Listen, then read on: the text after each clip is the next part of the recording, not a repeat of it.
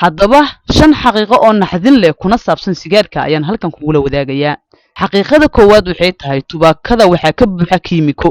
waxaa jira in ka badan 7,000 oo kiimiko ah oo la socda qiiqa tubaakada. xaqiiqada labaad waxay tahay kiimikooyinka qaarkood waxayba keeni karaan kansarka. kiimikooyinka waxyeelada leh 69 ka mid ah ayaa la og yahay inay keenaan kansarka. sidaasay tahay ayay haddana dadku isticmaalayaan. xaqiiqada kale ee naxdinta leh saddexaad waxay tahay sharciyada sigaarka ma ahan kuwo ku baahsan oo qof kasta uu yaqaano.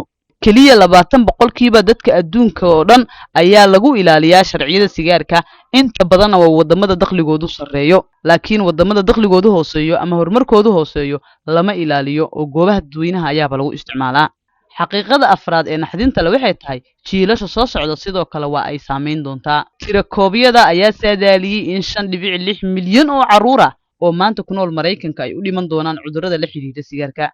haddaba qiyaas dunida oo kale oo dhan marka la isku daro meeqa carruur ah ayaa cudurrada sigaarka la xiriira u dhiman kara.